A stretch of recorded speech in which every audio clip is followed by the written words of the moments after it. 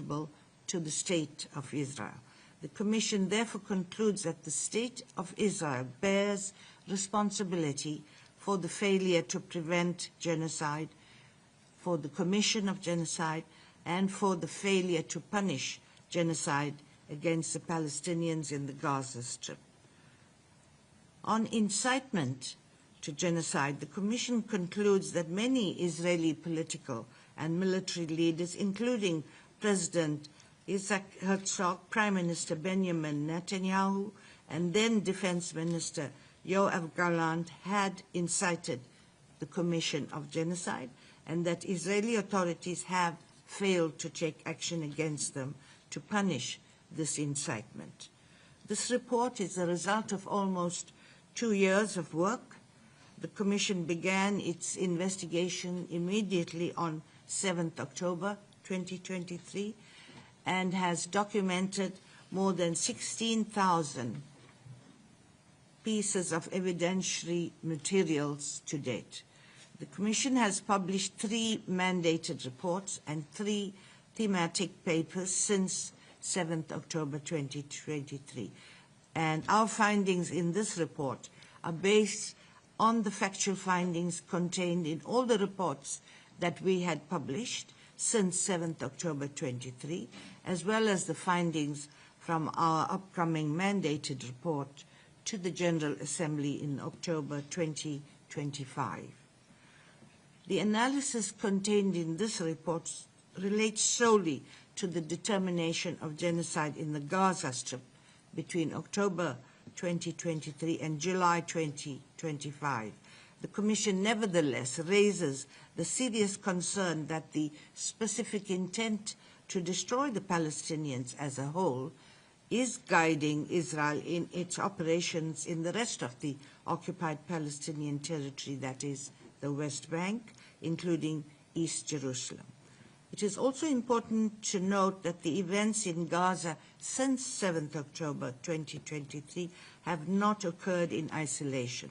They were preceded by decades of unlawful occupation and repression under an ideology requiring the removal of the Palestinian population from their lands and their replacement. We recommend all member states, especially those with influence over Israel, to effect an immediate halt to the killing and harming of civilians in Gaza, to guarantee humanitarian access to Gaza, and to prevent further destruction of life and suspend arms transfers or financial assistance that could contribute to further genocidal acts. The Genocide Convention was born out of humanity's darkest chapters. Today, we witness in real time how the promise of never again is broken and tested in the eyes of the world. The ongoing genocide in Gaza is a moral outrage and a legal emergency. Member states must act now. There is no need to wait for the International Court of Justice to declare it a genocide. All states are obligated to use whatever means within its power to prevent the commission of genocide. And so we urge member states to ensure accountability for any crimes that have been committed and prevent further crimes from being committed, not just in Gaza, but the entire occupied Palestinian territory. So that's the end of my statement. And my colleague Chris Sidoti and I are here to respond to your questions, if any. Thank you. Thank you, Ms. Pillay. Now we'll open the floor to questions for the chair and the fellow commissioner, Chris Sidoti. We'll start on the right side. Please identify yourself and the media outlet that you work for.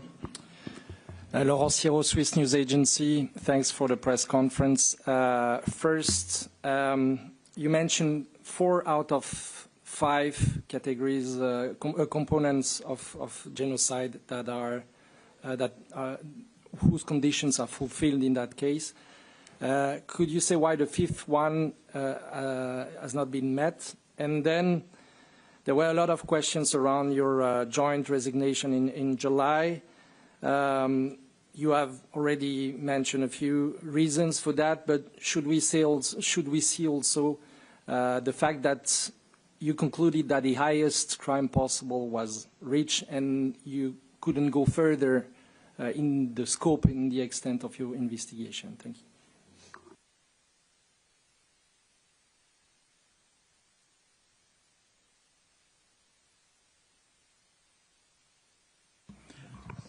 I can perhaps take the first question.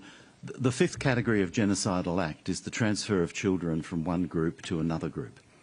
And the reason why that was not established is because we have no evidence of it.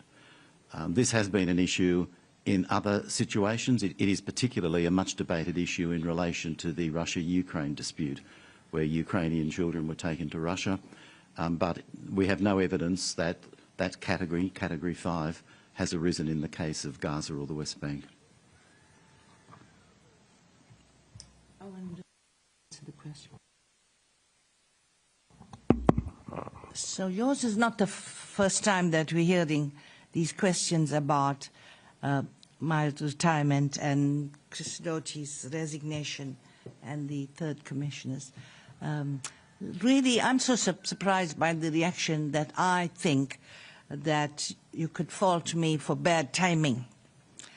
So when I was appointed as chair to this commission, I said I'll stay for 2 years, and this is the 5th year. And mainly is because I personally believe you don't keep very old people around for too long. So I've reached that very old thing, and also medical issues that you get.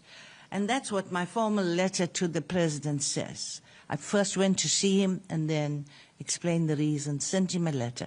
And the president of the Human Rights Council put that on the public website. And let me point out, my letter is dated well before the sanctions against Francisca. So we were not intimidated, pressured, or anything of the sort. Chris Sidoti and Meron Qatari took their personal decisions to step down. Chris has made clear that he is available for re-election, but it would be a good opportunity for the Council to have the opportunity to reconstitute this panel, because it's not like the usual panel where there's a term limit and then member states have an opportunity to change panelists. So you see all the noble motives we had. And I've been told out there that I'm very afraid of sanctions, and that's why that's not the case. Thank you. Could I just add a personal note for me as well? My reasons for resignation are set out in full in the letter I sent to the President that the President released. The only relevant question is the date. We resigned effective of 3 November, and we haven't never been asked why. But the reason why is because we had a work program for this year to which we were committed, and we determined that we would complete our work program, including this report, before our review, before we actually resigned. So that's the only relevant question. Thank you. Now we'll go again at the front row. Jamie Keaton from the Associated Press. Please go ahead. Hi, I'm Navi Pillay, and hi, Mr. Sidoti. Thank you for your report. I have 2 questions. The first is the Israeli Foreign Ministry today decried a distorted and false report and said that 3 individuals, so referring to the Commission of Inquiry, 3 individuals serving as Hamas proxies notorious for their openly anti-Semitic positions. Could you please comment on that? Your response. And then my second question is, you talk about countries need to act. There has been a widespread condemnation across the world, not just from advocacy groups, but also governments and others. It seems to me that there's a number of countries that have been, let's say, more reticent to condemn Israel's behavior. I'm thinking particularly the United States and Germany. Could you please give us your appeal directly to those 2 countries, because you're saying countries in general, but could you be specific to those 2 countries, please? Thank you.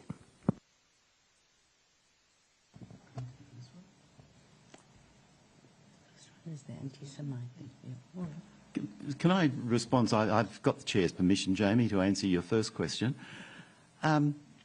These reports should be taken seriously, but honestly, the Israeli responses are becoming so boring. You know, they say the same thing every time. They're producing the responses by ChatGPT these days, and they spend so much money in the Foreign Ministry on propaganda, you'd think that they would actually come up with something original. I would want them to engage with the evidence, but they never engage with the evidence.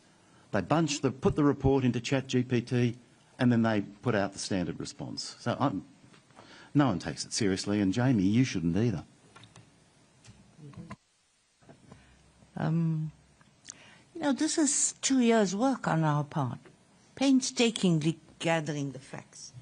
You know, we're very aware that we have a mandate to... You can't hear me? All right.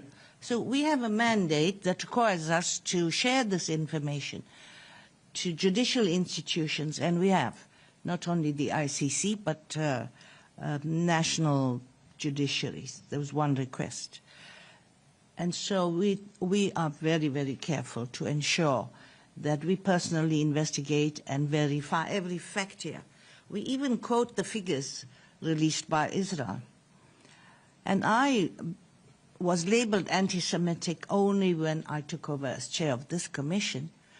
I served 6 years as High Commissioner for Human Rights, and Israel invited me, the only High Commissioner, to go on a mission to Israel.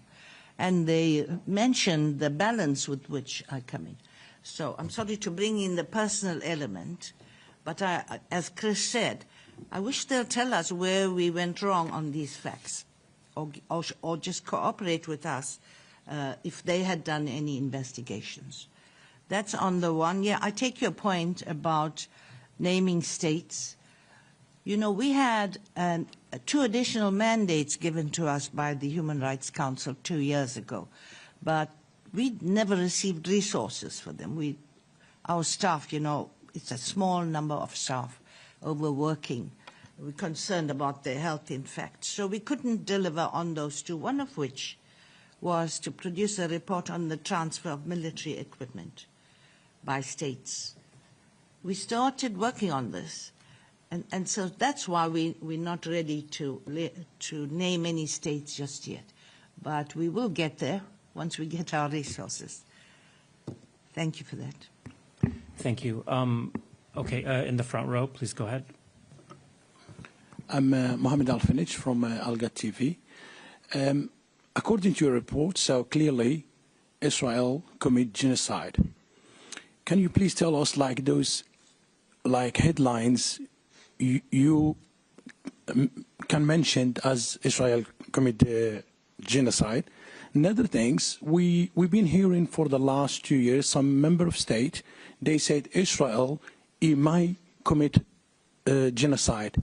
After your report, do you think now the things are clear about genocide in Gaza?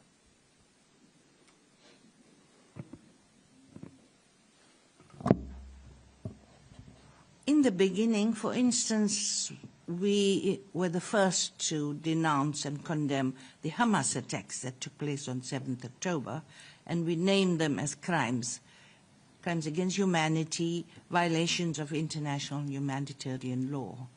And that's where we're thinking, because this is a Human Rights Council, that's the laws they provide, until we see the evidence like everybody else is watching the television and seeing it in real life. So it's the facts that moved us to investigate. We gather all the facts firstly, assess, verify, and then we see where the facts take us.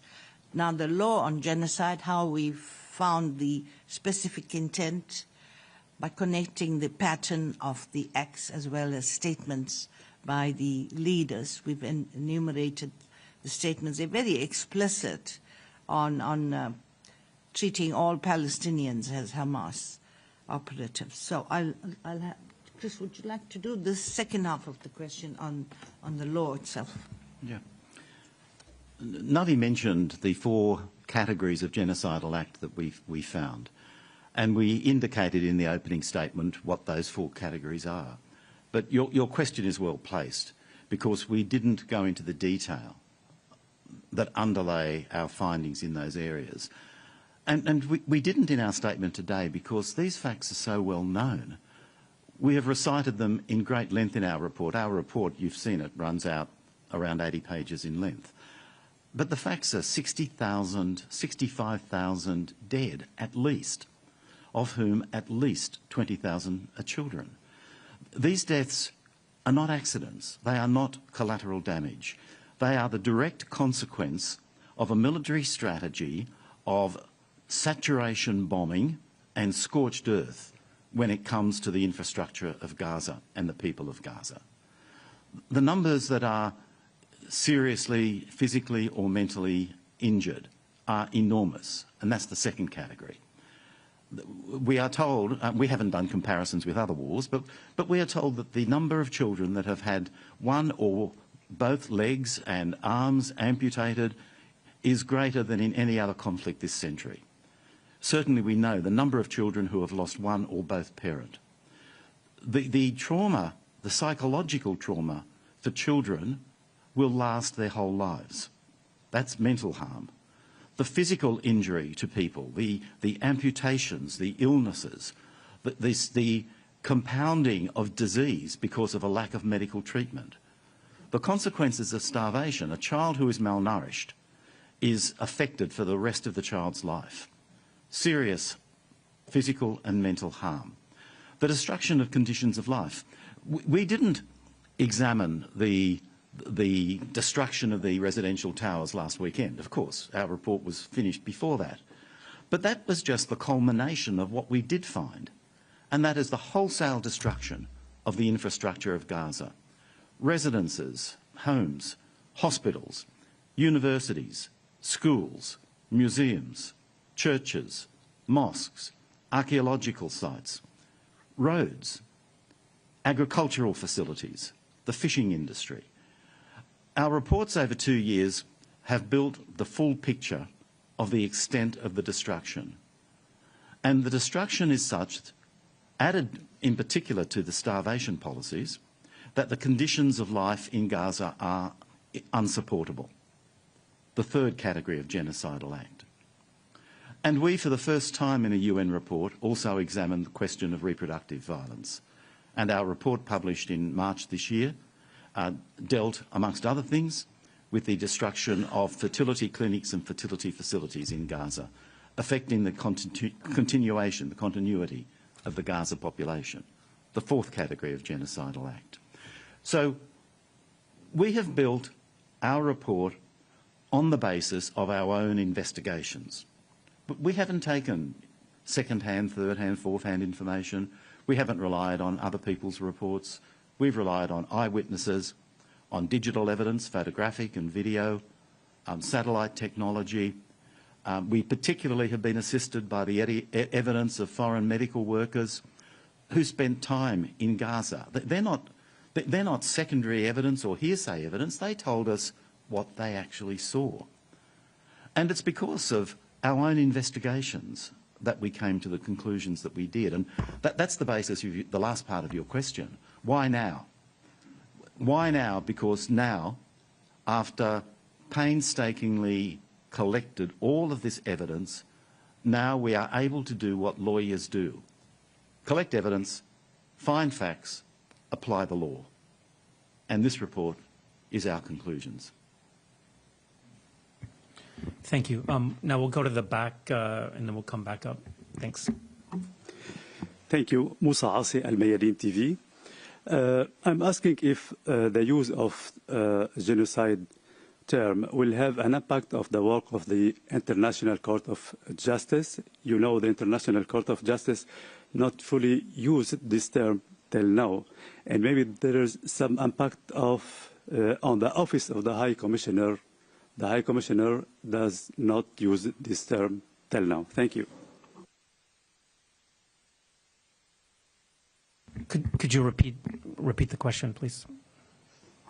My question concerning the term of genocide, you used this term maybe for the first one. If this term will have an impact of the work of International Court of Justice, because the International Court of Justice has not fully used this term till now. And the High Commissioner of Human Rights in Geneva has not used this term till now, if there is an impact of those entities. Thank you. Thank you for your question. I've been asked already whether, had I been the High Commissioner still, I would have reacted as High Commissioner Volker has, and I probably would have. I also believed you have to wait for a court to determine whether genocide has occurred. That's what I used to I told this team at the beginning, that's why we don't examine genocide immediately. Because, as you know, I was a judge on the panel on the Rwanda tribunal that delivered the world's first judgment on genocide. And I know how carefully you have to look for evidence to support that special intention to destroy a group in whole or in part. However, serving on this commission, as we said, we looked at the facts. And that means a 2-year work. And the High Commissioner Volker doesn't have the benefit of this report until today. Now, why did I learn that genocide must be addressed?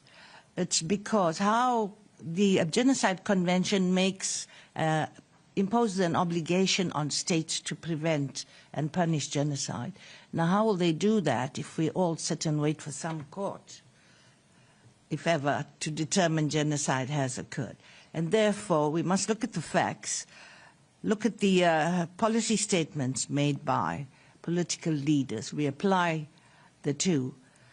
And the most important statement we have so far is the order of the ICJ that there is plausible reason that there's a risk of genocide being committed. So that's the most authoritative statement to states and to all of us to examine this crime. I don't know if you have anything further. Okay, thank you. We'll go to the front row and then we'll move back. Thank you very much. Abdullah Imasi from Al Arabi TV. Thanks for this insightful report and well-documented report. Even the Israelis are not happy with it.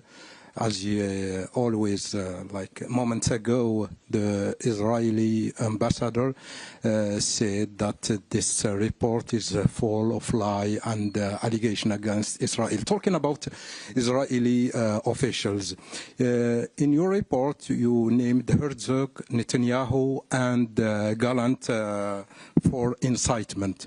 Now, my question is, what action should state take after this report? And my second question is like as a follow-up of my colleague from the EP, what single binding step must government take within 30 days under the Genocide Convention? Thank you very much.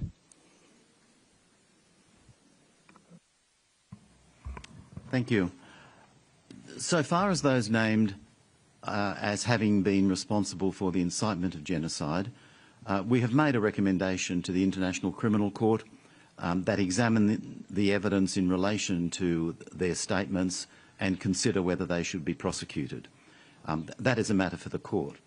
I should add that we have focused on the 3 of the top officials responsible for this area, but there are many, many statements by Israeli political and civilian leaders that incite genocide, and also by others, including some media commentators in Israel, that have been inciting genocide.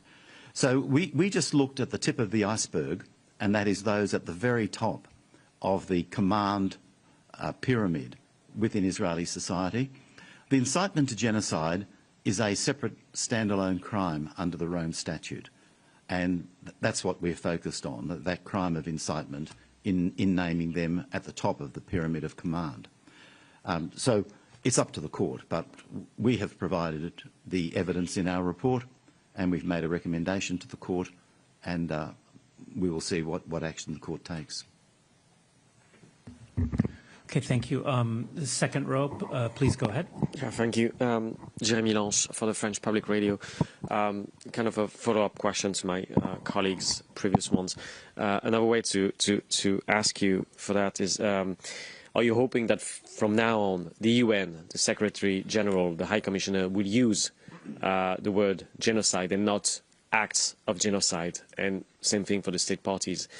And also, are you calling, it's a yes or no question, are you calling for Israeli state leaders, Benjamin Netanyahu, Yoav Gallant, and Isaac Herzog, to be brought before the ICC?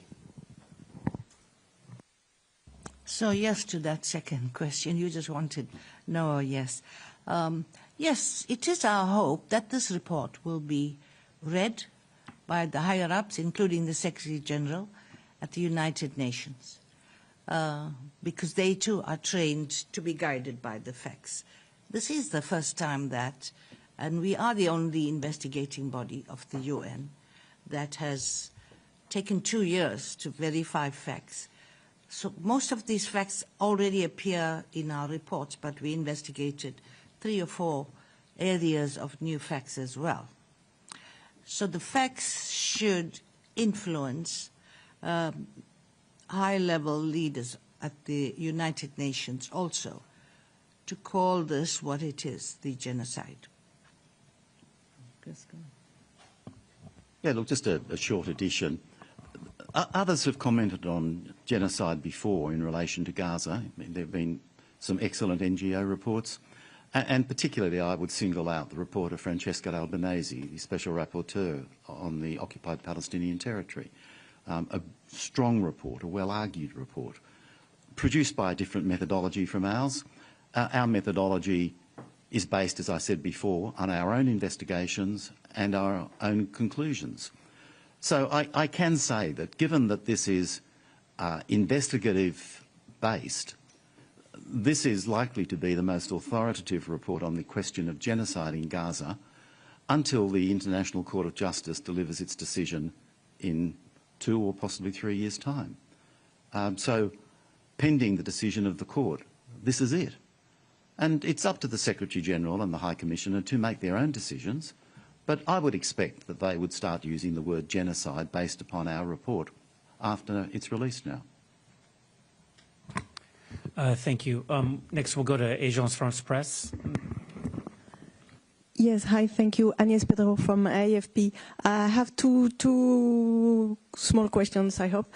The U.S. Secretary of State, Marco Rubio, yesterday he talked about barbaric animals, talking about Hamas.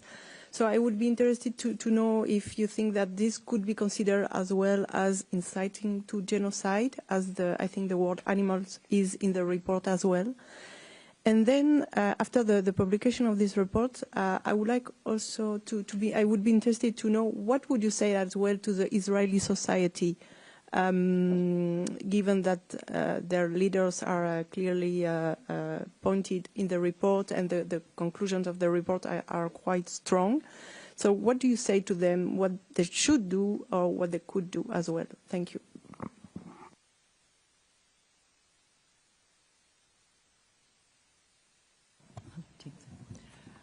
Thank you for the question on inside Israel. You know, to our knowledge, clearly the people inside Israel are not exposed to news as we are, and from all of you. I hope that they get access to this report. Much of our information, I should say, comes from cooperation from people inside Israel, victims, experts who've shared some of the details with us. And it must affect them to have this kind of report and a recording of the implications of these statements made by their leaders. Now, the Rubio question, I'll leave to Chris. The Rubio question I'll answer very quickly. I haven't read what he said, and I haven't got the faintest idea what its impact may be. But I do want to join Navi on the second question, because to me this is one of the most significant issues. I hope that our report will reach through to the people of Israel beyond the majority, not all, but the majority of the Israeli media that consistently wipes out critical information that people are entitled to and that people need. The people of Israel have been betrayed by their government from the beginning. Betrayed on the 7th of October, when 1,200 Israeli people were killed. Betrayed by the government in the government's abject refusal to take action to rescue hostages. Betrayed by the Israeli government in pursuing for 2 years now this genocidal war that has made the peace and security and the prosperity of the Israeli people almost impossible for the foreseeable future. The people of Israel are victims in this as much, no, not as much. There's no comparison with the suffering of the Palestinian people in the last 2 years. But the people of Israel are also the victims of this, victims of the betrayal of their own government.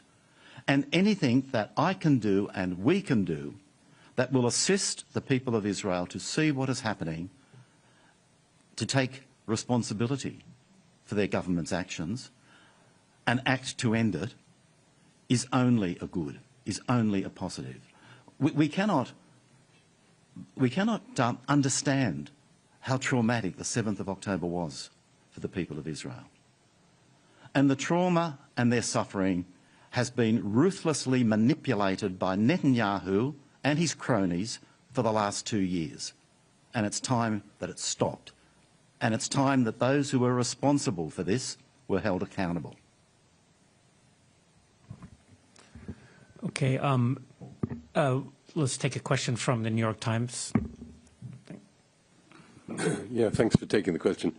There's a significant gap between plausible evidence of genocide referenced by the ICJ in its provisional order and your conclusion that intent to commit genocide was the only reasonable inference that could be drawn. I'm just wondering, there are other possible explanations for some of the incidents that you cite in the report, military units acting on their own, getting carried away, the chaos of war, that it wasn't necessarily a specific plan. Were there specific issues or incidents or acts that helped convince you that you were dealing with intent that was the only reasonable inference? Thank you. The ICJ will not examine whether genocide has occurred, is occurring, until they reach the stage of arguments on the merits. Then they hear both sides. So they had to skirt around that and found plausible grounds that it is happening in order to order the provisional measures. It's too bad that these provisional measures ordered by the ICJ have been violated by Israel. And if you can take the second one. And again, could I just add a little to what Navi has said, Nick? The position of the ICJ is entirely understandable. I mean, as Navi said, they hadn't finished the case, but also they were looking at this 2 years ago. And the best indicator of how strong the ICJ was in what it said has been the hysterical action by the State of Israel and the United States to the ICJ's interim provisional measures based upon the evidence available to it. But I think the ICJ went a long way. That was 2 years ago. Of course, our findings now are different because we've had 2 years to investigate. And we conduct the investigations ourselves. The ICJ is dependent upon evidence being put before it.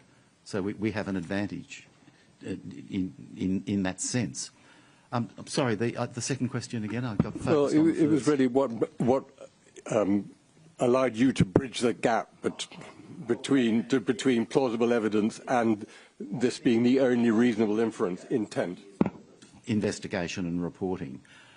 We've been criticised for being slow, and I accept that it's taken a long time, but that's a direct product of our methodology. We've produced reports in the last 2 years on what happened in the first 3 months, the saturation bombing campaign, the continuing slaughter, the destruction of the healthcare facilities, the destruction of educational facilities, sex and gender-based violence, destruction of cultural properties, including mosques, churches, archaeological sites, universities, libraries, museums. We've done all that. And it's that investigation and those conclusions that enable us to say that these were genocidal acts, that they were committed intentionally. And what enabled us to make the leap from fact to genocidal purpose were the two things that we have highlighted. First, there is direct evidence in the statements of the Israeli leaders in positions of command responsibility. And second, there is a comprehensive, widespread, in fact Gaza-wide pattern of operations that lead to no other reasonable inference than this is occurring because of a genocidal purpose. So it's the combination of our own investigations and the breadth of what is happening, the extremity of what is happening. This is no minor matter. The extremity of what is happening is such that we could come to no other reasonable inference than genocidal purpose. But that was in addition to the cold, hard facts of what they said. It comes out of their own mouths. Thank you. We'll take one question from online. D. Ravi Kanth, please go ahead.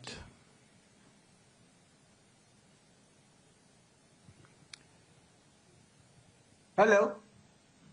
Hi, go ahead. Hello. Yeah. Thank you. To both of you, the question is, there seems to be some kind of a conundrum between the the Genocide Convention of 1948 and the Rome Treaty. Some countries, for example, are signatories to the Genocide Convention, while they are not to the Rome Treaty. Why I'm asking this question is the Indian issue here. India has, doesn't it enjoin on India, for example, to stop all kinds of either defense or commercial dealings with Israel, since it's a member of the Genocide Convention, but not a member of the Rome Treaty? Thank you.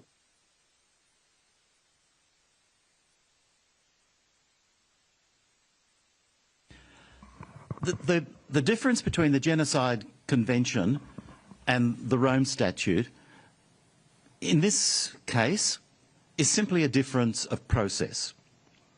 The Genocide Convention provides a process of the International Court of Justice.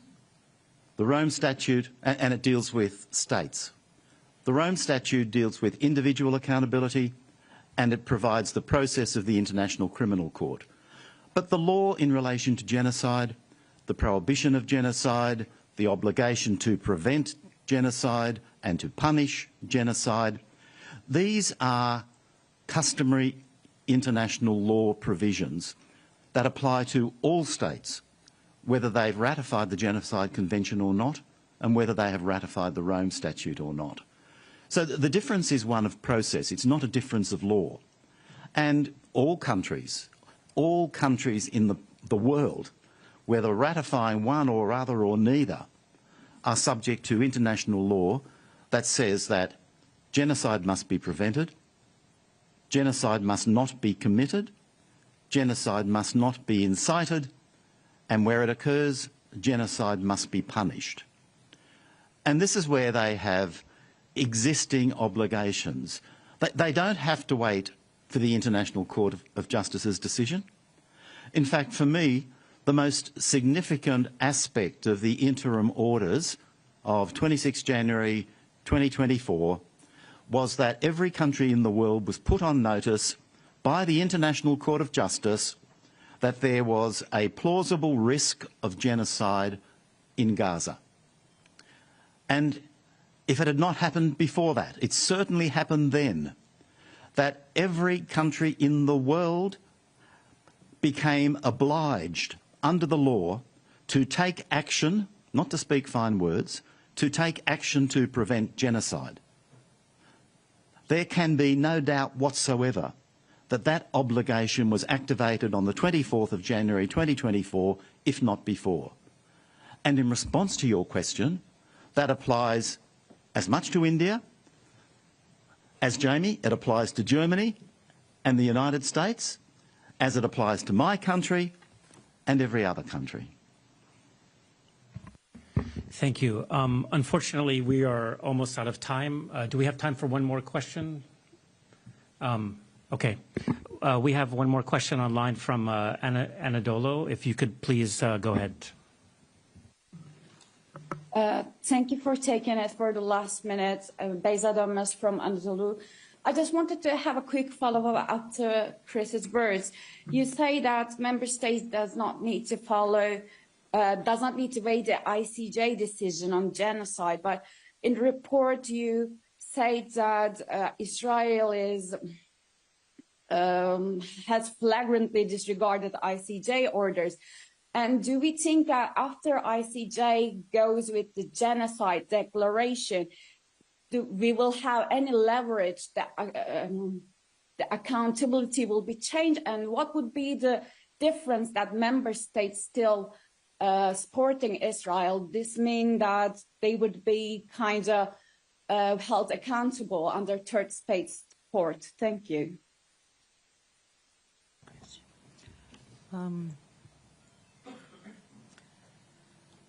The International Court of Justice gives a clear guidance on what they mean by preventing and punishing genocide.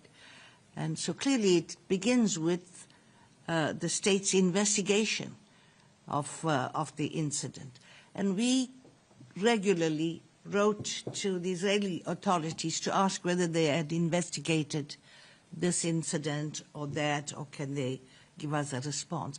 Now, that would have been very helpful to us, the Commission, to check on what Nick raised, that people may have other motives. Motive, by the way, is irrelevant to the Genocide Convention because that's a peremptory obligation imposed on every state to prevent and punish genocide.